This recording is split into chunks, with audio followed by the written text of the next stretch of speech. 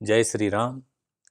जयाचा जनी जन्मनामार्थ झाला, जयाने सदा वासनामात केला. जयांच्या मुखे सर्वदा नाम कीर्ती, नमस्कार त्या ब्रह्मचैतन्य मूर्ती. सद्गुरुनाथ महाराज की जय. जय जय रघुवीर समर्थ, श्रीराम समर्थ. जय श्रीराम. सगळ्यांना माझा नमस्कार. रोज 13 माळा आत्मशुद्धीसाठी या उपक्रमाअंतर्गत आपण महाराजांच्या तत्वज्ञानावर आधारित गेली वर्षभर चिंतन पुष्प करत आहोत. हे सगळं काही महाराज घडवत आहेत, त्यांची कृपा आहे, म्हणून आपल्या सगळ्यांकडून नामस्मरण होतंय. रोज 45 मिनिटं ते 50 मिनिटं आपण सगळेजण जप करत आहोत, नाम घेत आहोत. आणि एकीकडे महाराजांच्या तत्वज्ञानाचा अभ्यासही या निमित्ताने महाराजांनी आपल्या सगळ्यांकडनं तो घडवून घेतलेला आहे. आपला हा उपक्रम आता अगदी शेवटच्या टप्प्यामध्ये आहे. म्हणजे आज आपण जो भाग बघणार आहोत तो एक भाग प्रसारित होईल आणि ह्याच्या पुढे कार्तिकी एकादशीच्या दिवशी ह्या उपक्रमातला शेवटचा भाग प्रसारित होईल आणि हा उपक्रम विराम पावणार आहे, त्याची सांगता होणार आहे. मला अत्यंत आनंद होतोय की गेली वर्षभर हजारो लोक आपल्या उपक्रमामध्ये सहभागी झाले. ही केवळ आणि केवळ महाराजांची इच्छा, महाराजांची कृपा, रामरायाची कृपा.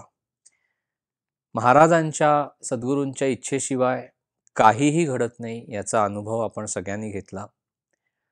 आपल्या सगळ्यांची नामाची बैठक चांगली जमली. म्हणजे नाम एखाद्या दिवशी घेतलं गेलं नाही काही कारणाने तर आपल्या मनामध्ये अशा तऱ्हेच्या भावना उत्पन्न होऊ लागल्या की कधी एकदा नामस्मरणाला बसतोय आणि आपलं रोजचं ठरवलेलं जे नाम आहे ते आपण घेतोय. इतकी सवय आपल्याला स्वतःला लागली. म्हणजे महाराज म्हणतात तसं की काही वेळेला नाम हे बळजबरीने घ्यावं लागतं. मग हळूहळू ते नाम अंतरंगामध्ये इतकं मुरतं आणि स्थिरावतं की नामाशिवाय आपण जगू शकत नाही. आज नामस्मरण जर झालं नाही तर काहीतरी चुकलेलं आहे अशी जाणीव, अशी बोच दिवसभर आपल्या मनामध्ये राहते, ती टोचणी राहते मनामध्ये. आणि दुसरीकडे आपण जो महाराजांच्या तत्वज्ञानाचा अभ्यास गेली वर्षभर सगळ्यांनी केलेला आहे, आपण करतो आहोत, त्याच्यामुळे आपल्याला एक गोष्ट लक्षात आली की महाराज ज्याप्रमाणे सांगतात आपल्याला की तुमचं अंतःकरण शुद्ध पाहिजे. म्हणजे शेतीची मशागत करायची असेल तर जसं जमीन ही पहिल्यांदा नांगरावी लागते, जमिनीची उत्तम मशागत करावी लागते, मग त्याच्यामध्ये बी पेरावं लागतं म्हणजे ते पीक चांगलं येतं. तसं आहे की अंतःकरण शुद्ध पाहिजे. म्हणजे त्याच्यामध्ये जेव्हा नामाचं बीज आपण पेरतो त्यावेळेला भगवंताची कृपा आपल्यावर होत असते. आपण हे मागच्या भागामध्ये बघितलं की जेव्हा आपल्याकडून साधन होत असतं, उपासना होत असते किंवा लहानपणापासून आपण एका विशिष्ट टप्प्यावर त्या ओढीनी भगवंताची उपासना करायला लागतो. आपल्या अंतरंगामध्ये ते नाम किंवा भगवंताविषयीची जी प्रेमाची भावना आहे, आस्तिक्य बुद्धी आहे, हे सगळे भाव उचंबळून यायला लागतात. आणि एक क्षण असा येतो की ज्या वेळेला आपल्याही नकळत संत विभूतींचा प्रवेश आपल्या आयुष्यामध्ये होतो आणि वेगवेगळ्या सद्गुरूंविषयी म्हणा किंवा संतांविषयी म्हणा आपल्या मनामध्ये पूज्यभाव उत्पन्न होतो. मग आपण त्यांच्या स्थानी दर्शनाला जातो. जर ह्या सगळ्या सद्गुरू तत्वांनी समाधी घेतलेली असेल तर तिथे आपण समाधीचं जाऊन दर्शन घेतो, त्यांची चरित्र आपण वाचतो, त्यांनी जे तत्वज्ञान सांगितलेलं आहे ते आपण वाचतो, त्याचा आपण अभ्यास करतो आणि त्या संतांविषयी आपल्या मनामध्ये अत्यंत पूज्यभाव किंवा आदर, जिव्हाळा, प्रेम हे सगळं काही दाटून आलेलं असतं. म्हणजे अशा वेळेला आपलं आपलं एकीकडे नामस्मरण होत असतं, आपली रोजची सगुण उपासना होत असते, सद्ग्रंथांचं वाचन होत असतं, सद्गुरूंच्या ठिकाणी आपण जात असतो, संत विभूतींच्या ठिकाणी आपण जात असतो, समाधीचं दर्शन घेत असतो. त्यांनी जे काही तत्वज्ञान आपल्याला सांगितलेलं आहे त्याचं चिंतन मनन करत असतो. आणि आपल्या एक गोष्ट लक्षात येईल की लहानपणापासून आपल्या हातून निरनिराळ्या संत विभूतींची सुद्धा उपासना घडते. म्हणजे एखादी संत विभूती आपल्या आयुष्यामध्ये प्रवेश करते, त्यांची ग्रंथांची पारायणं म्हणा किंवा त्यांनी सांगितलेली उपासना म्हणा किंवा साधन आपल्या हातून काही दिवस होतं. मग जणू काही ती संत विभूती आपल्याला पुढच्या टप्प्यावर दुसऱ्या एका संत विभूतीच्या हातामध्ये आपला हात देते. मग आपल्याकडनं त्या संतांची सेवा घडते. सगळ्या संतांचं प्रेम आपल्याला मिळतं, त्यांची कृपादृष्टी होते आणि ह्याचा अनुभव आपल्याला आपल्या आध्यात्मिक आयुष्यामध्ये पण येतो आणि व्यावहारिक आयुष्यामध्ये पण येतो.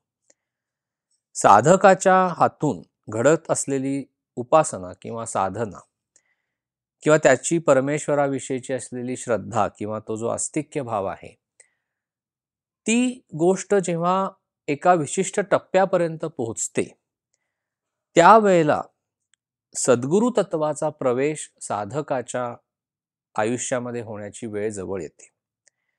म्हणजे महाराज म्हणतात तसं की परमेश्वर भेटीची तळमळ तुम्हाला लागली की तुमचा गुरु हा जमिनीतनं वर येईल. महाराजांनी काय सांगितलंय पहा.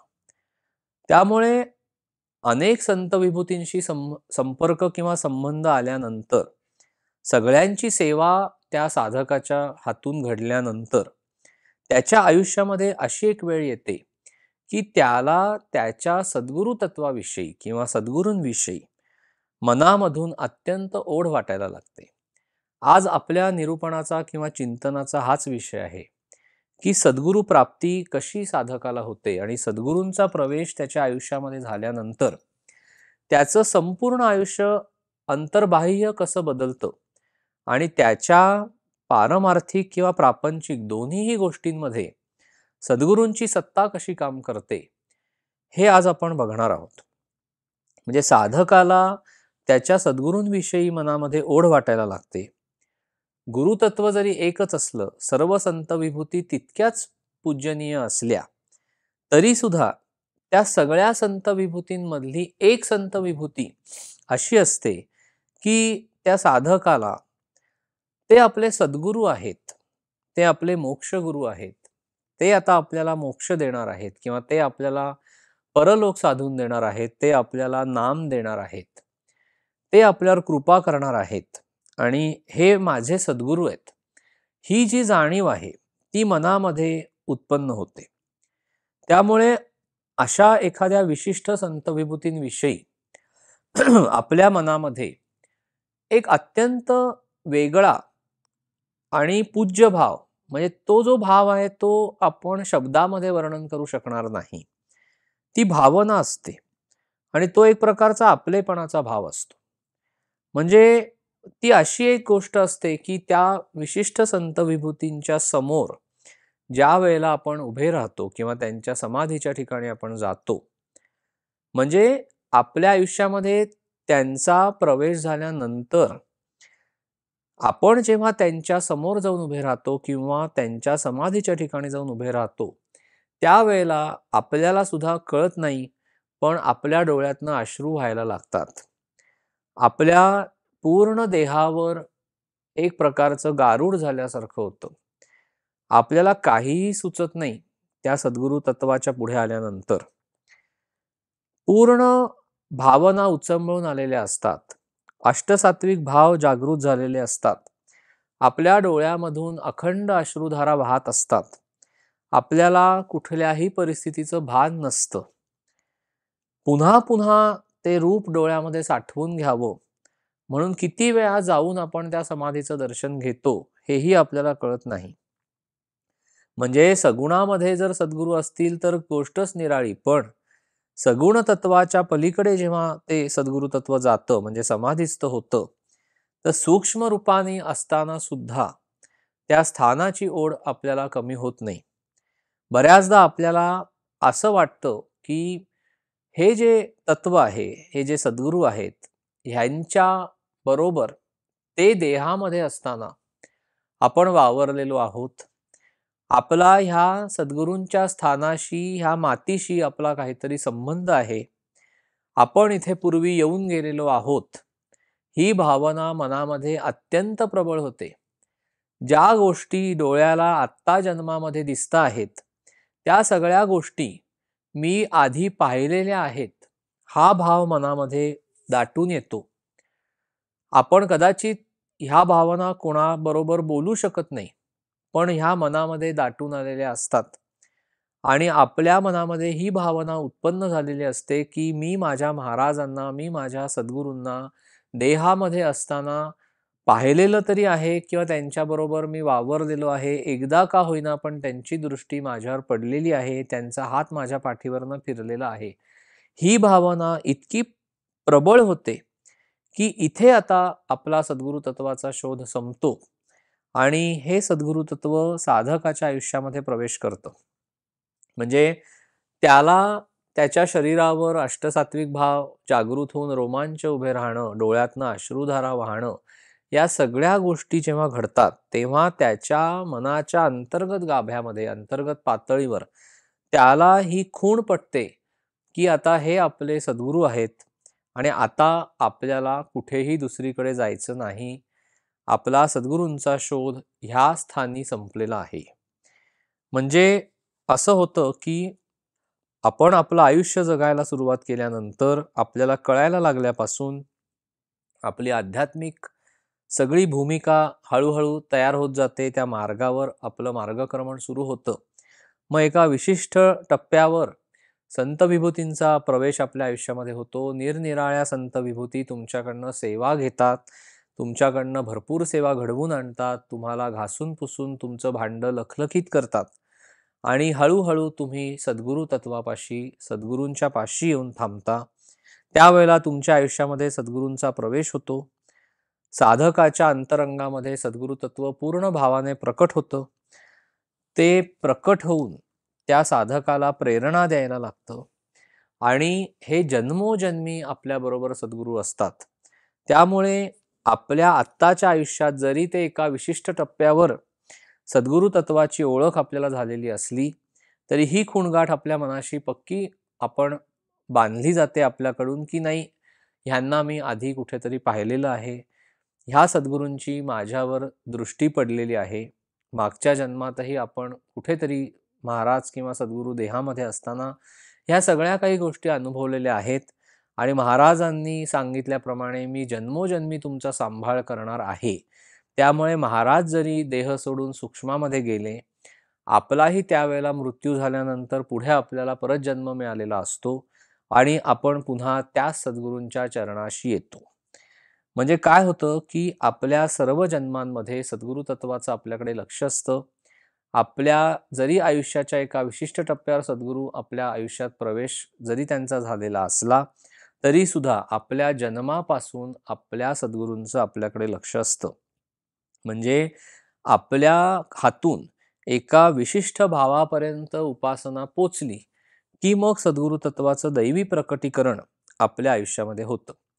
किंवा काही वेळेला असंही होतं, की साधकाच्या किंवा एखाद्या व्यक्तीच्या आयुष्यामध्ये अशी काही घटना घडते, की त्यामुळे त्याच्या प्रपंचाकडे बघण्याचा दृष्टिकोन बदलतो.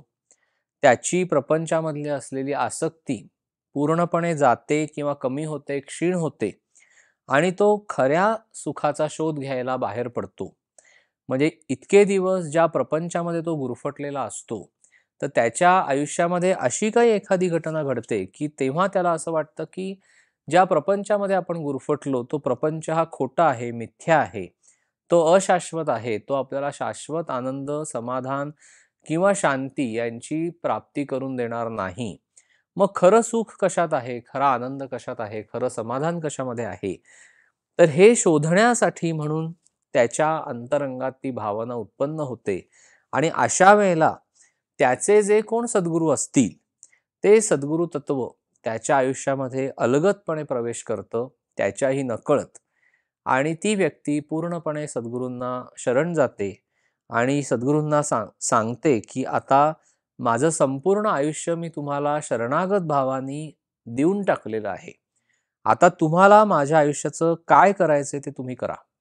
म्हणजे त्या साधकाच्या मनामध्ये असा भाव उत्पन्न होतो की आता आपल्याला जे सद्गुरूंनी साधन सांगितलेलं आहे किंवा ज्या नाममंत्राची दीक्षा आपल्याला सद्गुरूंनी दिलेली आहे, अनुग्रह दिलेला आहे, आशीर्वाद दिलेला आहे, ते नाम आता आपण भरपूर घ्यायचं, अनुसंधानामध्ये राहायचं, ते नाम प्राणापलीकडे जपायचं. आपल्या सद्गुरूंना काय आवडतं, आपण कसे वागलो पाहिजे, आपण कसे बोललो पाहिजे, या बाबतीत सद्गुरूंनी जो काही उपदेश केलेला आहे त्या उपदेशाचा अभ्यास करून त्याप्रमाणे आपण आपलं आयुष्य व्यतीत करणं आणि आयुष्याच्या आपल्या शेवटच्या क्षणापर्यंत ह्या भावानी जगणं, ही इति कर्तव्यता फक्त त्या साधकाच्या आयुष्यामध्ये उरलेली असते. तर या आत्ताच्या चिंतनामध्ये आपण हेच पाहतोय की महाराजांनी ह्या सद्गुरु तत्वाचं कसं वर्णन केलेलं आहे किंवा सद्गुरूंची सत्ता कशी काम करते. आणि एकदा आपण आपल्या सद्गुरूंचे झालोय म्हटल्यानंतर किंवा सद्गुरूंचा आपल्याला अनुग्रह किंवा आशीर्वाद मिळाल्यानंतर कशा पद्धतीने त्या साधकाच्या आयुष्यामध्ये सद्गुरु तत्व प्रवेश करतं, ते स्थिरावतं, त्याच्या सर्व प्रापंचिक गोष्टी सद्गुरु तत्व सांभाळत असतं, सद्गुरू सांभाळत असतात. त्याच्या पारमार्थिक गोष्टींमध्ये सुद्धा सद्गुरूंची सत्ता काम करते. या सगळ्या गोष्टींचं चिंतन आपण आजच्या भागामध्ये करणार आहोत. महाराज काय सांगतात की गुरुपद कशाला म्हणायचं, हे सद्गुरु तत्व म्हणजे नक्की काय आहे, सद्गुरू कोणाला म्हणायचं. तर महाराजांनी फार सुंदर व्याख्या ह्या गुरुपदाची केलेली आहे. महाराज काय सांगतात की जिथे आपलं पूर्ण समाधान होतं ते गुरुपद आहे, ते सद्गुरुपद आहे. एकदा का त्या स्थानी आलं, एकदा का सद्गुरूंच्या चरणाशी आलं की आपल्या मनामध्ये तिथून उठून दुसरीकडे जावं ही भावना येणं ज्या क्षणी बंद होतं की नाही, आता मी इथपर्यंत पोचलेलो आहे, हेच माझे सद्गुरू आहेत, मला आता दुसरीकडे कुठेही जायचं नाहीये, ही ज्या क्षणी भावना उत्पन्न होईल आणि ज्या ठिकाणी किंवा ज्या स्थानी उत्पन्न होईल ते तुमचं सद्गुरू स्थान आहे. जरी सद्गुरू तत्व सगळीकडे एकच असलं, गुरुपद एकच असलं, तरी सुद्धा तुमचा जो सद्गुरू आहे तो तुमची जन्मोजन्मी वाट पाहत असतो. म्हणजे तुमचा पुढचा जन्म आला की सद्गुरू तुमची वाट पाहत असतात, सद्गुरू तत्व आपली वाट पाहत असतं. आपल्या आयुष्याच्या विशिष्ट टप्प्यापर्यंत आपली उपासना साधना त्यांना अपेक्षित अशी घडली की ते आपल्या आयुष्यामध्ये प्रवेश करतात, पुन्हा आपला हात त्यांच्या हातामध्ये धरतात आणि आपल्याला पुढे नेतात. म्हणजे महाराज म्हणतात तसं की तुम्हाला परमेश्वर प्राप्तीची तळमळ लागली की तुमचा गुरु जमिनीतून वर येईल. म्हणजे गुरु किंवा सद्गुरु तत्व हे जन्मोजन्मी आपला सांभाळ करतं. म्हणून महाराज सांगतात की जरी सद्गुरू हे देहानी समाधिस्थ झालेले असले किंवा देहानी आता ते नसले तरी सूक्ष्मामध्ये आहेत, त्याच्यामुळे ते आहेतच, ही भावना आपल्या मनामध्ये प्रबळ पाहिजे. महाराज काय सांगतात की जो गुरु किंवा जे तत्व तुम्हाला परलोक साधून देतं त्याला सद्गुरू म्हणतात. मग अशा वेळेला साधकाची भूमिका काय हवी, साधकाची भूमिका अशी हवी की मला काहीही कळत नाही. म्हणजे महाराज असं म्हणतात की मला काहीही कळत नाही असं ज्याला कळलं त्याला सगळं काही कळलं. म्हणजे जो माणूस हे कबूल करतो की मला काहीही कळत नाही, मी अज्ञानी आहे पूर्णपणे, तिथे तुम्हाला शरणागत भाव तुमच्या मनामध्ये उत्पन्न होऊन सद्गुरूंकडे जाण्याचा रस्ता तुम्हाला प्राप्त होतो. तुम्ही ज्ञानाचा अहंकार डोक्यावर वाहून राहिलात तर सद्गुरु तत्व तुम्हाला कधीही जवळ करत नाही. कारण तुम्हाला सगळा भार उतरवून पूर्णपणे अशा भावाने जावं लागतं सद्गुरूंपाशी की मला काहीही कळत नाहीये. त्यामुळे जे तत्व आपली विषय वासना कमी करून आपल्या मनामध्ये भगवंताविषयी प्रेम उत्पन्न करतो, भगवंताच्या नामाविषयी प्रेम उत्पन्न करतो, तो खरा सद्गुरू आहे. म्हणून आपल्या मनामध्ये अशी भावना प्रबळ पाहिजे की माझा कोणीतरी सांभाळ करणारा सद्गुरू आहे. आणि ही जाणीव आपल्या मनामध्ये 24 तास पाहिजे, जागृत अवस्थेमध्ये पाहिजे. झोपेचा भाग आहे तो महाराज सांभाळतील, पण जोपर्यंत आपण जागृत अवस्थेमध्ये आहोत तर प्रत्येक क्षणी आपल्या मनामध्ये ही भावना प्रबळ पाहिजे की नाही, महाराज आहेत, सद्गुरु तत्व आहे, सद्गुरू आहेत, महाराज आहेत ना पाठीशी, आपण का घाबरायचं. आज प्रत्येक वेळेला आपल्याला असा अनुभव येतो की व्यवहारामध्ये जरा काही झालं की आपल्याला एकतर भीती वाटते, आपल्याला चिंता वाटते, काळजी वाटत असते. ह्या सगळ्या गोष्टी दुसऱ्या बाजूने विचार केला तर सद्गुरु तत्वावर आपला विश्वास नाहीये का, अशी परिस्थिती आपणच आपली उत्पन्न करून घेतलेली असते. म्हणजे जिथे महाराज आपल्याला सांगतात, की तुम्ही फक्त भगवंताचं नाम घ्या. मी तुमचा योगक्षेम चालवीन, मी तुमचा सगळा प्रपंच तुमच्या कल्पनेपेक्षा चांगला करून दाखवीन. मग हे जर महाराजांनी आपल्याला सांगितलेलं आहे, हे जर आपल्याला सद्गुरूंनी सांगितलेलं आहे, तर आपण का विश्वास ठेवत नाही? आपला विश्वास कमी पडतो. आपण म्हणतो एकीकडे, की मी महाराजांचं करतो किंवा मी त्या परंपरेमधला आहे. आमच्या घरामध्ये महाराजांची उपासना आहे, सद्गुरू तत्वाची उपासना आहे. पण आपल्यावर प्रारब्ध भोग भोगण्याची वेळ आली, की आपण डगमगतो. ही वेळ आपण आपल्यावर आणून देऊ नये. म्हणून आपल्या मनामध्ये ही भावना प्रबळ पाहिजे, की माझा सांभाळ करणारा कोणीतरी म्हणजे सद्गुरू आहेत. म्हणजे महाराज सांगतात तसं, की 3 गोष्टी आपण कटाक्षाने आपलं लक्ष पाहिजे. एक म्हणजे शुद्ध आचरण, की आपलं वागणं अत्यंत शुद्ध पाहिजे.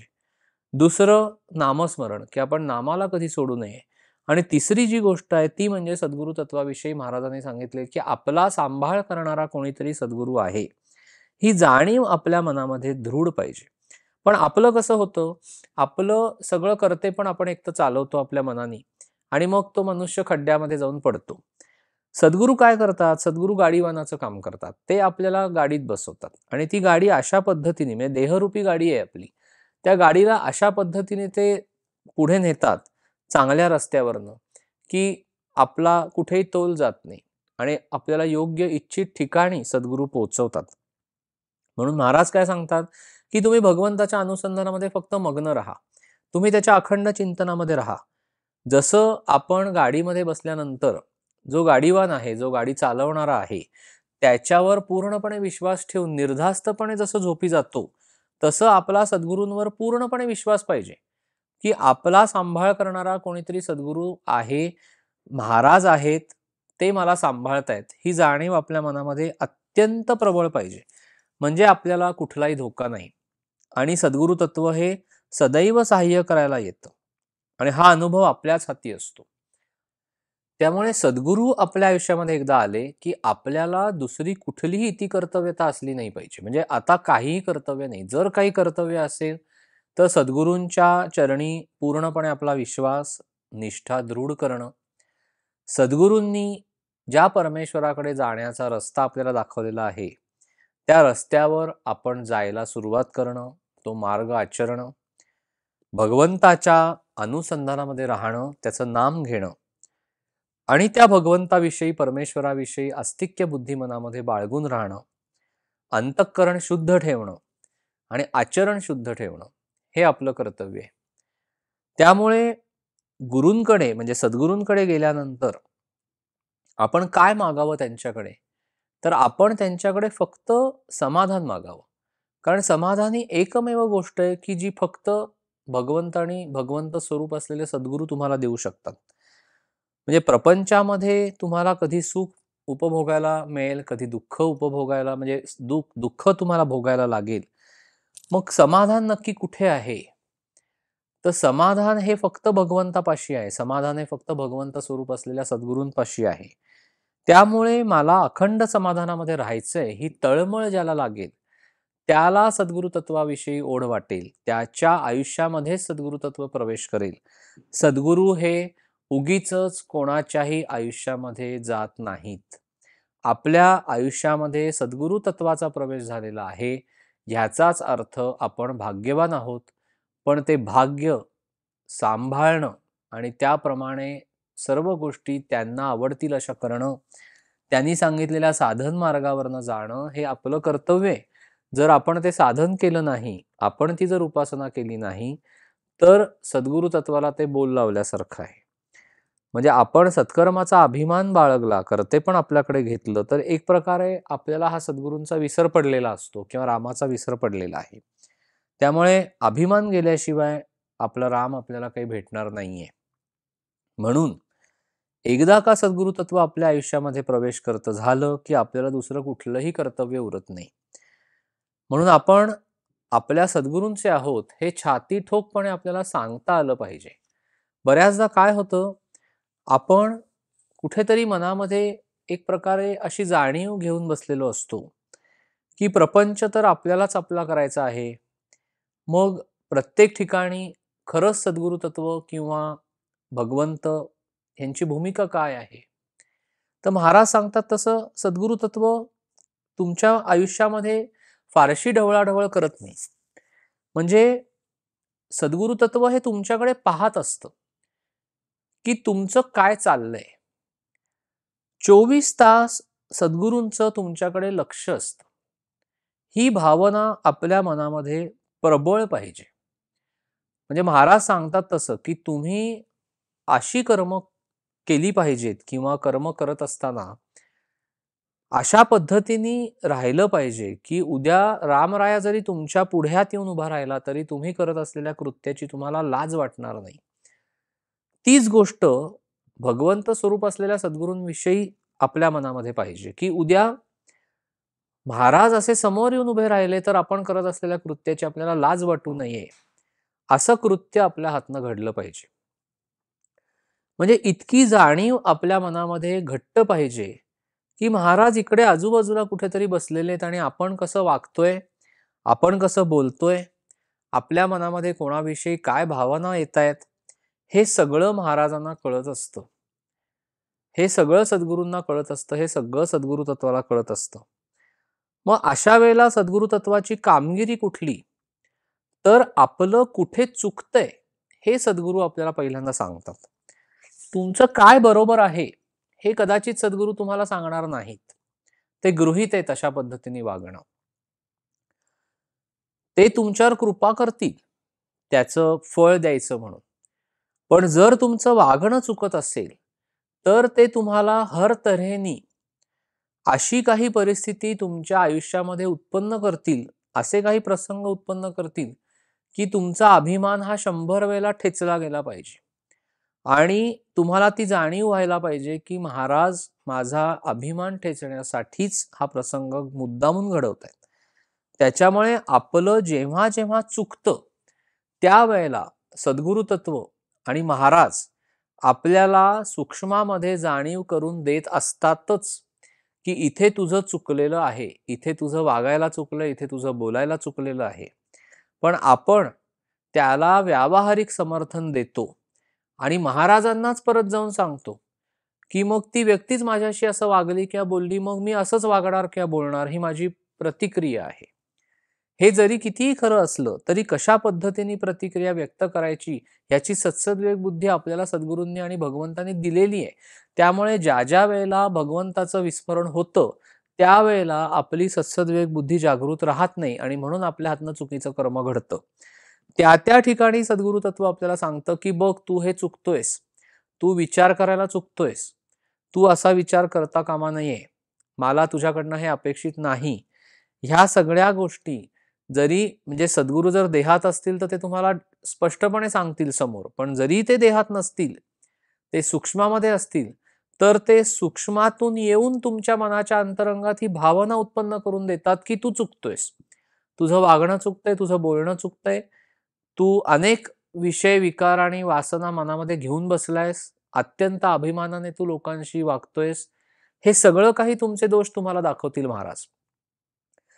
जेव्हा सद्गुरु तत्व आपल्याला दोष दाखवतं की बाबा इथे तुझं चुकतंय, हे जेव्हा सद्गुरू तुम्हाला सांगतात त्यावेळेला आपली ती जबाबदारी असते की शांतपणे बसायचं, चिंतन मनन करायचं की खरं माझं कुठे चुकतंय. महाराज मला जी प्रेरणा देतायत की इथे इथे कुठेतरी माझं चुकतंय, तिथे तिथे आपल्याला त्या गोष्टी सुधारायची सुद्धा सद्गुरू तुम्हाला संधी देत असतात. म्हणजे महाराज म्हणतात तसं की रोज नवीन दिवस उगवला की भगवंत तुम्हाला रोज नवीन संधी देतो. त्यामुळे बऱ्याचदा आपल्याला हा अनुभव येतो पहा की ज्या वेळेला आपण आपल्या हातनं एखाद्या दिवशी चुकीचं कर्म घडतं, आपण काहीतरी कोणाला तरी चुकीचं वागतो किंवा बोलतो, तर जेव्हा दुसऱ्या दिवशी आपण जप करायला बसतो त्यावेळेला एक 10-15 मिनिटं होऊन गेली की महाराज आपल्याला हळूहळू त्याची जाणीव करून देतात आणि जपाच्या वेळेला किंवा जेव्हा चिंतन किंवा मनन करत असतो त्यावेळेला आपल्याला ही जाणीव करून देतात की तुझं चुकतंय आणि तू काल जे बोललास ते चुकलंय, काल जे तू वागलायस ते चुकलंय. मग अशा वेळेला हे जे पाप आपल्या हातनं घडलेलं आहे, जी चुकीची कर्म घडलेली आहेत, ती जाळण्यासाठी महाराज तुम्हाला सांगतात की तुम्ही फक्त नाम घ्या आणि ज्या व्यक्तीबरोबर तुम्ही चुकीचे वागलेले आहात किंवा तुमचं वर्तन चुकलेलं आहे त्या व्यक्तीची एक तर जाऊन क्षमा मागा, त्याचं काहीतरी प्रायश्चित्त घ्या आणि भरपूर नाम घ्या. ते नाम घेतलं भगवंताचं, त्या सद्गुरूंनी सिद्ध करून दिलेलं नाम जेव्हा आपल्या मुखामध्ये येतं त्यावेळेला पूर्वकर्म सगळी जळतात. पापं सगळी नष्ट होतात. एवढं सद्गुरू तत्व आपल्याला सांभाळत असतं. सद्गुरू आपल्याला भयंकर सांभाळत असतात, आपली खूप काळजी घेत असतात. म्हणून सद्गुरूंच्या शब्दांवर प्रचंड विश्वास ठेवून, त्यांच्या वचनांवर प्रचंड विश्वास ठेवून श्रद्धेने आणि प्रेमाने आपण भगवंताचं नाम घेतलं पाहिजे. महाराजांनी किंवा सद्गुरूंनी सांगितलेलं अक्षरशः तंतोतंत पाळणं हे आपलं खरं साधन आहे. गुरु आज्ञा प्रमाण मानून त्याप्रमाणे वागणं हे आपलं खरं साधन आहे. म्हणजे आपल्यावर संतांचे, संत विभूतींचे, सद्गुरूंचे अत्यंत उपकार आहेत. जगामध्ये जे प्रापंचिक सुख आहे ते खरं सुख नाही, हे आपण बघितलेलं आहे. मग खरं सुख कुठे दडलेलं आहे? तर खरं सुख हे भगवंताच्या चरणाशी दडलेलं आहे. खरं सुख हे भगवंताचं होण्यामध्ये आहे.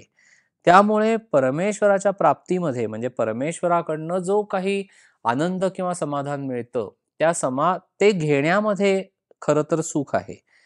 मग आपल्याला सद्गुरू काय सांगतात, की तुम्हाला जर हा खरा आनंद आणि समाधान हवं असेल, म्हणजे परमेश्वर तुम्हाला हवा असेल, तर तो कसा तुम्हाला प्राप्त होईल? तर तो तुम्हाला त्याचं नाम घेऊनच प्राप्त होईल.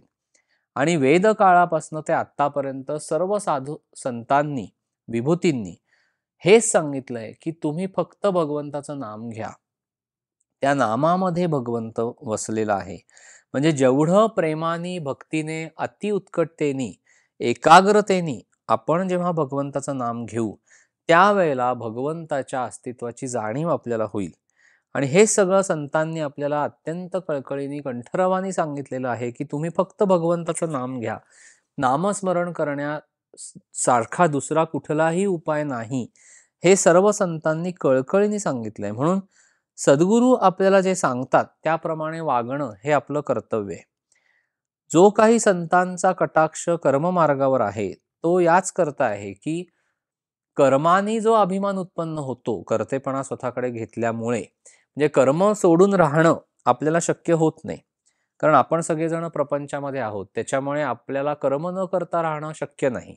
मग जर कर्म करायचंच असेल, तर बऱ्याचदा असं होतं, की त्या कर्माचं कर्तेपण आपण स्वतःकडे घेतो किंवा कर्माचा अभिमान आपण बाळगतो. त्यामुळे इथे तो कटाक्ष सद्गुरूंचा असतो, की तू अभिमान रहित होऊन भगवंताला शरण जा आणि तुझं कर्तेपण नसून तुझ्यामध्ये जे चैतन्य वसतंय, त्या चैतन्याच्या आधाराने तू कर्म करू शकतोस. म्हणून त्याचं कर्तेपण हे तुझ्याकडे नसून त्या चैतन्याकडे, म्हणजे ब्रह्मांडामध्ये भरून राहिलेली जी चैतन्य शक्ती आहे, त्या चैतन्य शक्तीकडे त्याचं कर्तेपण आहे. तर ते कर्तेपण तुम्ही त्यांना देऊन टाका. असं सगळं महाराजांचं सांगणं आहे आपल्याला. म्हणजे प्रारब्ध भोग भोगत असताना त्याचा जोर अत्यंत विलक्षण असतो. त्यावेळेला आपल्याला सावध राहावं लागतं, कारण आपल्या बुद्धीवर त्याचा परिणाम होतो. मग अशा वेळेला महाराजांनी जे सांगितलेलं आहे, जे सद्गुरूंनी त्यांचं तत्वज्ञान सांगितलेलं आहे, तर कठीण असा प्रारब्ध भोग भोगत असताना जर ते तत्वज्ञान आपण अभ्यासलं आणि त्याप्रमाणे आपण वागण्याचा प्रयत्न केला, तर प्रारब्धाचा जोर मंदावतो. तिथे सद्गुरू तत्वाची सत्ता काम करायला सुरुवात करते. तुमचा प्रारब्ध ते स्वतः भोगतात, ते भोगून संपवतात, आपल्याला सुसह्य करतात तो प्रारब्ध योग. आणि म्हणून आज्ञापालन हे सर्वोत्कृष्ट साधन आहे, असं महाराजांचं सांगणं आहे. मग कसं होतं, की जेव्हा आपण सद्गुरू तत्वावर पूर्ण विश्वास ठेवतो, त्यावेळेला आपल्याला सुखदुःखाची बाधा होत नाही. म्हणजे आपल्याला व्यवहारामध्ये जसं एखाद्या ठिकाणी जायचंय आणि आपला मार्ग चुकलेला आहे, तर एखादा वाटाड्या येऊन तो आपल्याला मार्ग दाखवतो आणि आपण त्याच्यावर पूर्णपणे विश्वास ठेवून त्याच्या मागे मागे जसं चालत राहतो, त्याप्रमाणे आपण सद्गुरूंच्या वचनावर पूर्ण विश्वास ठेवून त्यांना फक्त ते जसं सांगतील तसं आपण जात राहायचं, तसं आपण वागत राहायचं. म्हणजे सद्गुरूंचा आपल्यावर पूर्णपणे आशीर्वाद आपल्याला सद्गुरूंचा मिळतो. आता सद्गुरू तत्व आपल्या आयुष्यामध्ये आल्यानंतर एका विशिष्ट क्षणी सद्गुरूंचा अनुग्रह आपल्याला होतो. म्हणजे ते त्यांच्या प्रखर साधनेनी सिद्ध केलेलं नाम, भगवंताचं नाम आपल्याला देतात. आणि मग जेव्हा आपल्याला सद्गुरूंकडनं ते भगवंताचं नाम मिळतं आणि सद्गुरूंचा अनुग्रह होतो, त्यावेळेला मात्र आपल्या पूर्ण प्रापंचिक आणि पारमार्थिक अशा दोन्हीही गोष्टींमध्ये त्या सत्पुरुषाची सत्ता काम करायला सुरुवात करते. म्हणजे महाराज काय सांगतात की प्रपंचाच्या एकंदरीत सगळ्या गोष्टींमध्ये प्रारब्ध हे असं खातं आहे की त्याचा संबंध हा देहापुरता आहे. म्हणजे प्रारब्धाची गती ही देहापुरती आहे. मनाने भगवंत भजायला त्याला अडकाठी नाहीये. त्याच्यामुळे महाराज किंवा सद्गुरु तत्व किंवा परमेश्वर हा तुमच्या प्रारब्धामध्ये फारशी ढवळाढवळ करत नाही. कारण हे प्रारब्ध आपल्या बऱ्यावाईट कर्मातनं उत्पन्न झालेलं असतं. त्यामुळे सद्गुरु तत्वाची किंवा परमेश्वराची अशी इच्छा असते की जे तुमच्या स्वतःच्या वाईट अथवा चांगल्या कर्मातनं उत्पन्न झालेलं जे तुम्ही भोगताय आत्ता, तर जर चुकीच्या कर्मातनं उत्पन्न झालेला कठीण प्रारब्ध योग वाट्याला आलेला असेल तर तो तुम्ही भोगून संपवा. त्याच्यामुळे सद्गुरु तत्व त्याच्यामध्ये ढवळाढवळ करत नाही. पण आपण काय करतो, सद्गुरूंपाशी जाऊन तो प्रारब्ध माझा टाळा, म्हणजे जे काही दुःख माझ्या वाट्याला येणार आहे ते तुम्ही टाळा, जे काही भोग माझ्या वाट्याला येणार आहेत ते येऊन देऊ नका, अशी उलटी जाऊन प्रार्थना करत असतो.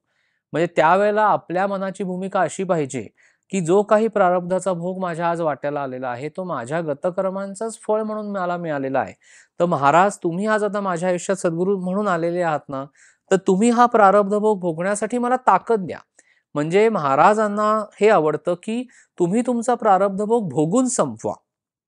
म्हणजे एकदा संतांच्या पायावर आपण डोकं ठेवलं की आपल्या प्रापंचिक आणि पारमार्थिक सगळ्या गोष्टींमध्ये संतांची सत्ता चालते.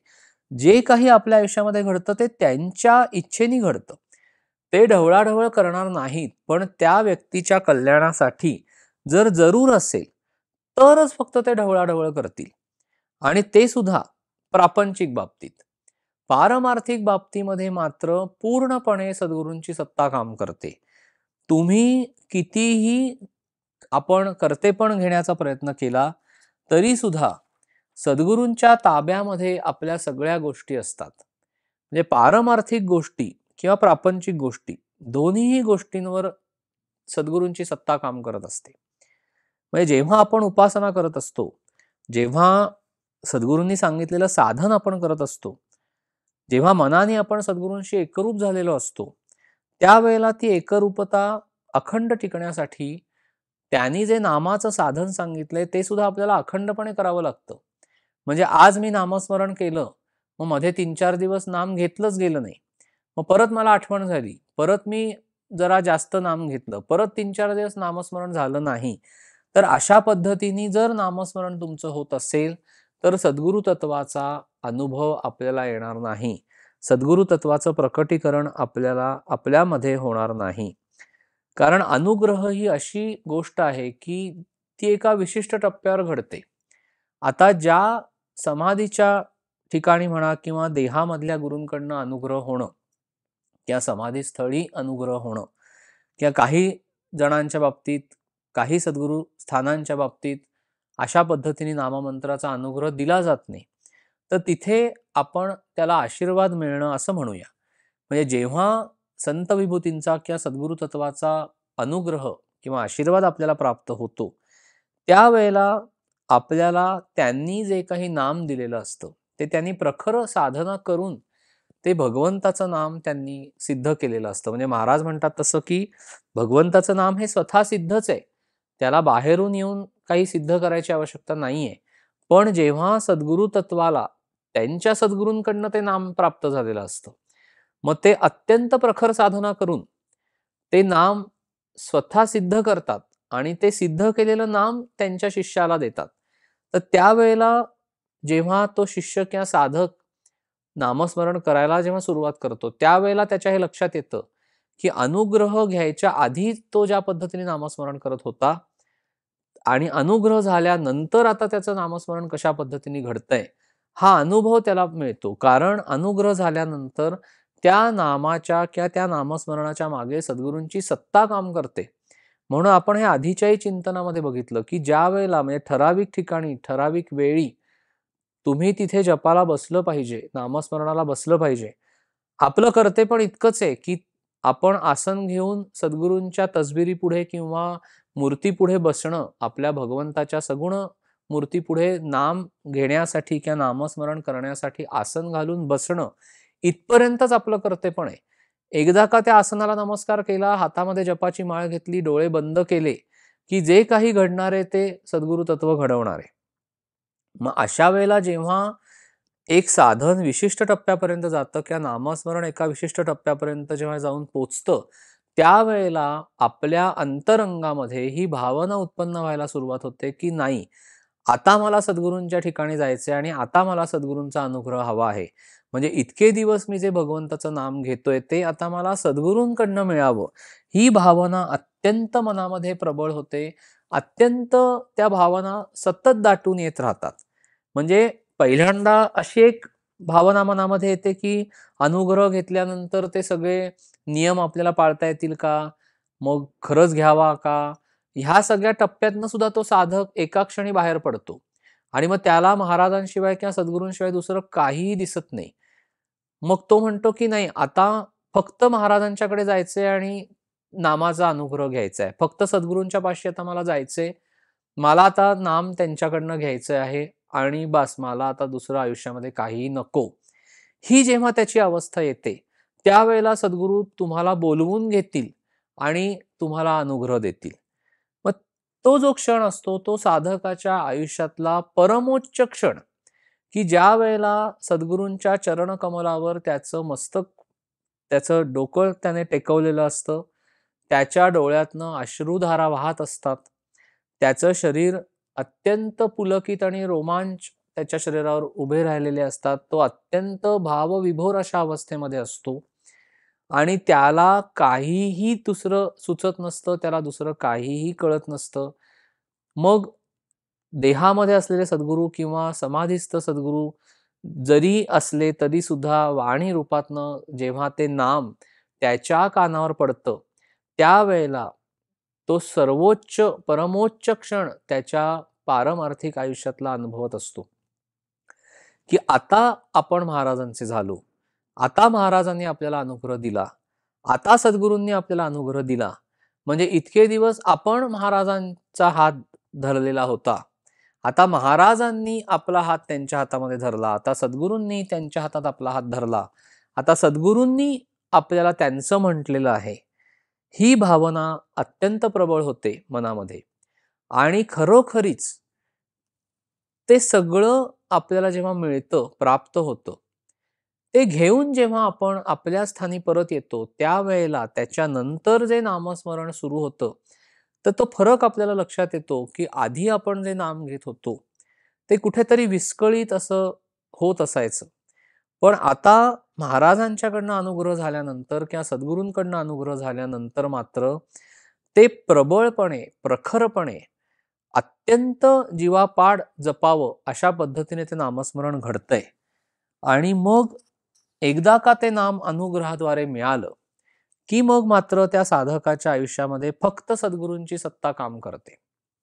म्हणजे पारमार्थिक गोष्टीत सुद्धा आणि प्रापंचिक गोष्टीत सुद्धा. म्हणजे पारमार्थिक गोष्टीत आपल्याला असं वाटतं, पण महाराजांचं, सद्गुरूंचं फार बारीक लक्ष असतं, की तुम्ही कुठे जाताय, कुठे सत्संगाला जाताय, कुठे तीर्थयात्रेला जाताय, कुठल्या ग्रंथांची पारायणं करताय, कोणाचं चरित्र वाचताय, मग तुम्हाला होणारे स्वप्नदृष्टांत, तुम्हाला होणाऱ्या अंतःप्रेरणा, आपल्या हातनं काही लिखाण घडतं, काही जणांच्या हातनं काव्यरचना घडते, काही जणांच्या हातनं ओवीबद्ध काहीतरी लिहिलं जातं, काही जणांना संत विभूतींचं प्रत्यक्ष दर्शन घडतं, काहींना स्वप्नामध्ये दर्शन घडतं, मार्गदर्शन होतं, त्यांच्या ग्रंथांच्या पारायणाचा त्यांच्याकडनं अभ्यास होतो, पारायणं घडायला लागतात, वेगवेगळे सप्ताह होतात, अनेक ठिकाणी त्यांच्याकडनं भेटी दिल्या जातात, तीर्थयात्रा घडतात, त्या तीर्थस्थानी जाऊन साधकाच्या हातनं सेवा घडते. खूप काही गोष्टी किंवा सद्गुरूंकडनं मार्गदर्शन व्हायला सुरुवात होते, प्रेरणा व्हायला सुरुवात होते. ज्या व्यक्तींच्या संदर्भामध्ये ते मार्गदर्शन झाले, त्या व्यक्तींना ते निरोप पोचवणं किंवा मार्गदर्शन पोचवणं हा एक विषय सुरू होतो. हे सगळं करत असताना त्याचं कुठलंही कर्तेपण तो साधक स्वतःकडे घेत नाही. कारण त्याला माहिती असतं, की या सगळ्या गोष्टी पारमार्थिक पातळीवरच्या फक्त महाराजांच्या इच्छेने आणि कृपेने घडतायत आणि उद्या महाराजांनी ठरवलं, की आता हे थांबवायचंय, तर ते त्या क्षणी थांबवू शकतात. त्याच्यामुळे ह्या सगळ्या गोष्टींमध्ये त्या साधकाची कुठलीही भूमिका कर्तेपणाची नसते. ज्याप्रमाणे पारमार्थिक गोष्टींमध्ये सद्गुरूंची सत्ता काम करते. म्हणजे नामस्मरण कसं घडवणार, कुठले संकल्प तुमच्याकडनं ते सोडवून घेतील, कसे ते पूर्णत्वाला नेतील, कशा काही गोष्टी तुमच्या आयुष्यामध्ये घडवतील की तुम्हाला त्याची कल्पना पण नसेल, पण त्या गोष्टी तुम्हाला घडलेल्या दिसतील. आणि आपल्याला ते सगळं झाल्यानंतर लक्षात येतं की अरे, हे महाराजांनी फार मोठी गोष्ट ही घडवलेली आहे आणि त्याचं कर्तेपण पण शिल्लक उरत नाही. ही त्यातली सगळ्यात मोठी महत्त्वाची गोष्ट आहे की खूप काही गोष्टी महाराज घडवतात, पण त्याचं कर्तेपण आपल्याला शिवत सुद्धा नाही. ही त्यांची खरी कृपा आहे, ही त्यांची खरी हे आहे. जर ते कर्तेपण आपल्यापाशी शिवत असेल आपल्याला, किंवा ते कर्तेपण घेऊन आपण जर खोटेपणाचा बुरखा पांघरून आपण वावरत असू, तर तो फार मोठा भ्रम आहे.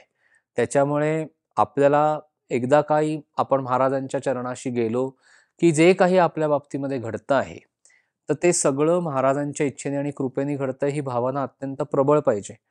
तीच गोष्ट प्रापंचिक बाबतीत आहे की एकदा का महाराजांचा आपल्यावर अनुग्रह झाला, म्हणजे आशीर्वाद मिळाला आपल्याला आणि आपण त्या सद्गुरूंचे झालो, त्यांनी सांगितलेलं साधन किंवा उपासना मार्ग आपण सुरू केला किंवा तो मार्ग आचरायला सुरुवात केली की प्रपंच त्यांच्याकडे जातो. म्हणजे प्रपंचाच्या ज्या दोऱ्या आहेत त्या सद्गुरु तत्वाच्या हातात जातात. मग काय होतं की आपलं अंतरंग ढवळून निघायला सुरुवात होते. प्रामुख्याने आपल्याला आपले दोष दिसायला लागतात. मग ते दोष आपल्याला कसे काढून टाकता येतील याविषयी साधकाच्या मनामध्ये एक धडपड सुरू होते. मग ते दोष निघण्यासाठी, अंतरंग स्वच्छ होण्यासाठी, अंतःकरण स्वच्छ होण्यासाठी तो साधक सद्गुरूंची करुणा भाकायला सुरुवात करतो की महाराज वाटेल ते करा आणि मला शुद्ध करा. माझ्याकडनं हे चुकतंय, माझ्याकडनं हे चुकीच्या पद्धतीने विचार केला जातोय, माझ्या मनामध्ये असे असे विषय आहेत, वासना आहेत, विकारांनी भरलेलं माझं मन आहे, अंतःकरण आहे. महाराज तुम्ही ते फक्त शुद्ध करा. ह्याच्या पलीकडे तो साधक काहीही सांगत नाही त्याच्या सद्गुरूंना किंवा मागतही नाही. म्हणजे त्याला ह्या गोष्टीची जाणीव होते की महाराजांनी जसं वागू नका असं सांगितलेलं आहे, म्हणजे आपल्याला जसं वागायला सांगितलेलं नाही तसंच आपण वागतोय ह्याची जाणीव आपल्याला होते. म्हणजे जे महाराजांना आवडत नाही तेच आपण करतोय. त्यांनी जसं सांगितलंय की असं तुम्ही करू नका तेच आपण करतोय. आणि नंतर नंतर तर त्या साधकाला त्याची प्रकर्षाने लाज वाटायला लागते की एवढं महाराजांनी सांगून सुद्धा, एवढं सद्गुरूंनी सांगून सुद्धा आपण व्यावहारिक पातळीवर अतिशय चुकीच्या पद्धतीने वागतोय. मग इथे सद्गुरूंची सत्ता कशी काम करते, तर ते पहिल्यांदा तुम्हाला तुमचे दोष दाखवून देतील, तुम्हाला तुमच्या चुका दाखवून देतील. मग आपल्याकडनं प्रपंचामध्ये जो दर्शवला जाणारा अहंभाव आहे किंवा आपलं प्रपंचातलं हवे नको पण आहे किंवा कर्तव्य पार पाडली जात असताना एक प्रकारचं कर्तेपण आपल्याकडे येतं किंवा आपण पटकन निंदा करतो किंवा दुसऱ्याविषयी द्वेष किंवा मत्सरयुक्त भावना बाळगतो किंवा सगळ्या गोष्टी प्रपंचामध्ये माझ्याच मनासारख्या झाल्या पाहिजेत किंवा सगळ्यांनी माझंच ऐकलं पाहिजे, ही एक भावना आपल्या मनामध्ये असते. किंवा आपल्याला कधी दुसऱ्याविषयी द्वेष वाटतो, कधी असूया वाटते, कधी चीड उत्पन्न होते, कधी मत्सर वाटतो. तर हे जे सगळं काही नकारात्मक आपल्या मनामध्ये किंवा अंतरंगामध्ये उत्पन्न होत असतं, तर ह्या सगळ्या गोष्टी सद्गुरूंच्या दृष्टिक्षेपात असतात. या सगळ्या गोष्टींकडे सद्गुरूंचं लक्ष असतं. मग ते काय करतात, त्यांनी तुम्हाला जे भगवंताचं नाम दिलेलं आहे अनुग्रहाद्वारे किंवा जो आशीर्वाद त्यांनी दिलेला आहे आणि जे भगवंताचं नाम आपण घेतो आहे सद्गुरूंच्या सत्तेखाली किंवा आधिपत्याखाली, तर ह्या सगळ्या गोष्टी त्यांच्या इच्छेनी अशा काही ते घडवायला सुरुवात करतात की तुमच्या आयुष्यामध्ये नित्य नवीन प्रसंग घडायला सुरुवात होते की जिथे तुमचा अहंभाव ठेचला जाईल, जिथे तुमचा अभिमान ठेचला जाईल, जिथे तुम्हाला प्रपंचाविषयीची आसक्ती जी आहे ती क्षीण होत जाईल, तुमचं जे कर्तेपण आहे ते हळूहळू कमी होत जातं, तुम्हाला हवे नको पण तुमचं बऱ्यापैकी कमी व्हायला लागतं. आता तुम्हाला कोणाचीही निंदा करावीशी वाटत नाही. सगळी महाराजांची कृपा आहे, सगळी सद्गुरु तत्वाची कृपा आहे. जो तुमच्या अंतरंगामध्ये जो बदल घडतोय त्याचं सुद्धा कर्तेपण आपल्याकडे नाहीये. म्हणजे इतकं सूक्ष्मात आपल्याला विचार करावा लागतो की आता आपल्याला कोणाची निंदा करावीशी वाटत नाही. जर आपल्याकडनं कोणाची निंदा केली गेली तर त्या क्षणी आपल्याला धक्का बसतो. आपल्याकडनं जर चुकीचा विचार केला गेला, आपल्याकडनं जर चुकीचं वागलं गेलं, तर त्या क्षणी आपल्याला धक्का बसतो आणि आपल्याला लगेच लक्षात येतं, की अरे, आपल्याला असं वागायचं नाही. आपल्या महाराजांना हे आवडत नाही. आपल्याला महाराजांनी असं वागायला सांगितलेलं नाहीये. जर दुसरा कोणी आपल्यासमोर निंदा करत असेल किंवा काही नकारात्मक गोष्टी करत असेल, तर त्याच्यामध्ये सहभागी होऊ नये, असं वाटतं. प्रपंचातल्या सगळ्या गोष्टी तो साधक कर्तव्य भावनेने करतो. म्हणजे देहाने कर्तव्य करावं आणि मनाने अनुसंधान ठेवावं, हे जे महाराजांनी सांगितलंय, तर त्याचा देह फक्त कर्तव्यापुरता उरतो. म्हणजे प्रपंचामधली त्याची आसक्ती बऱ्यापैकी कमी झालेली असते. मग तो साधारण बघतो, की माझी ह्या कर्तव्य म्हणजे माझी ह्या प्रपंचामध्ये काय-काय कर्तव्य आहेत. तर तो तेवढी कर्तव्य करण्याचा प्रयत्न करतो आणि तो मनाने मात्र भगवंत भजत असतो. अशा पद्धतीने जरी मनामध्ये नकारात्मक भावना उत्पन्न झाल्या, तरी हळू भगवंताच्या नामानी आणि सद्गुरूंच्या कृपेनी त्या नकारात्मक भावना ह्या सकारात्मकतेमध्ये परावर्तित होत असतात. त्यामुळे दुसऱ्यांविषयी आपल्या मनामध्ये जर काही पूर्वग्रह असेल, तर तो हळू थोडासा कमी होत जातो, सौम्य रूप धारण करतो किंवा जो एक अट्टहास असतो प्रपंचामधला आपला, की सगळ्या गोष्टी प्रपंचामध्ये, कुटुंबामध्ये आपल्या मनासारख्या व्हायला पाहिजेत किंवा मी जसं म्हणेन तसं व्हायला पाहिजे किंवा घरातल्या सगळ्या लोकांनी माझंच ऐकलं पाहिजे. तर हा जो आग्रह आहे किंवा दुराग्रह आहे, तर तो एक हट्टीपणा असतो आपला, तर तो सुद्धा थोडासा कमी होतो.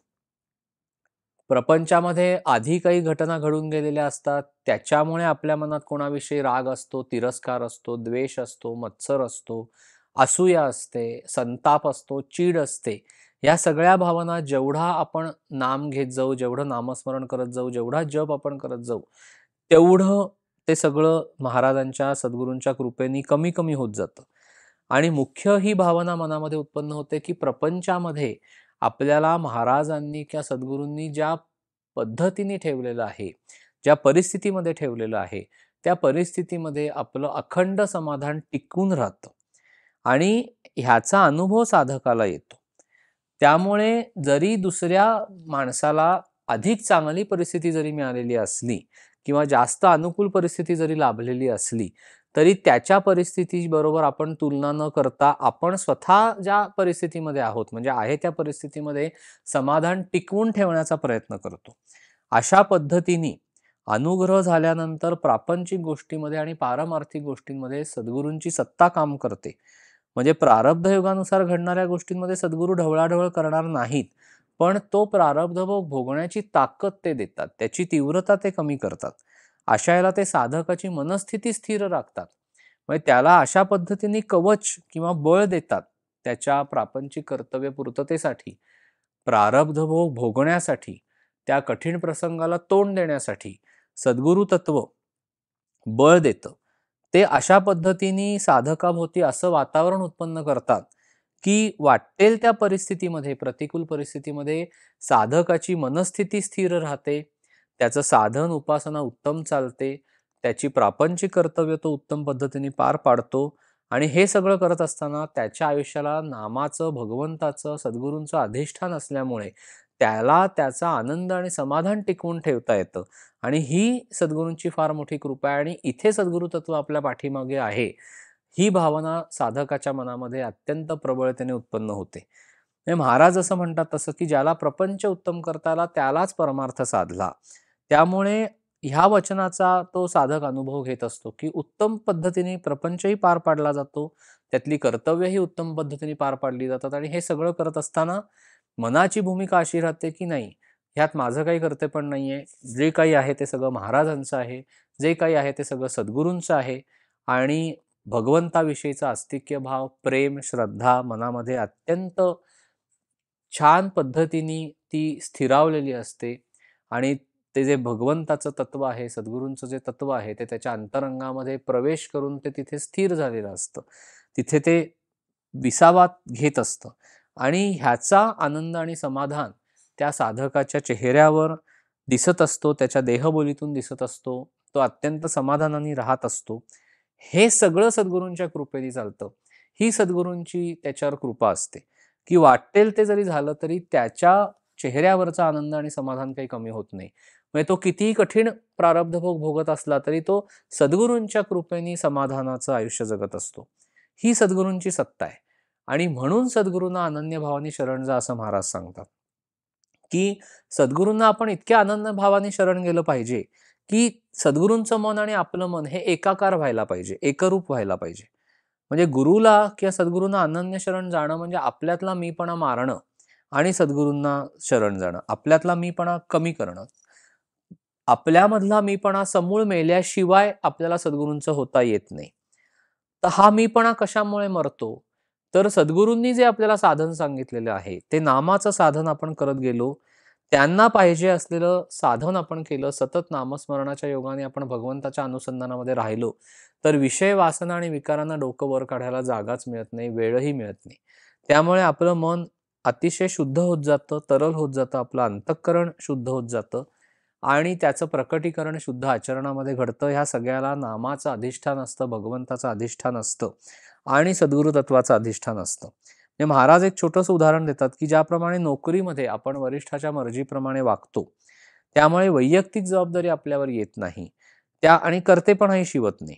कारण आपण वरिष्ठ जसं सांगतो त्याच्या हुकमाप्रमाणे आपण काम करत असतो. तसं इथे वरिष्ठ म्हणजे आपले सद्गुरू आहेत. तर त्यांच्यावर पूर्णपणे श्रद्धा ठेवून आपण जर त्यांच्या आज्ञेमध्ये राहिलो, तर लाभ, हानी, सुख-दुःख याचा कुठलाही परिणाम आपल्यावर शिवणार नाही. तो कर्तेपणही आपल्याकडे नसणार आहे. जे काही घडतंय ते त्यांच्या इच्छेने घडतंय, ते त्यांच्या सत्तेने घडतंय. ही दृढ भावना असली की आपल्याला कर्तेपणा सोडून मोकळं होऊन राहता येतं. म्हणून महाराज म्हणतात की जेव्हा तुमची उपासना एका विशिष्ट टप्प्यावर जाईल, त्यावेळेला संत विभूतींचा प्रवेश तुमच्या आयुष्यामध्ये होईल.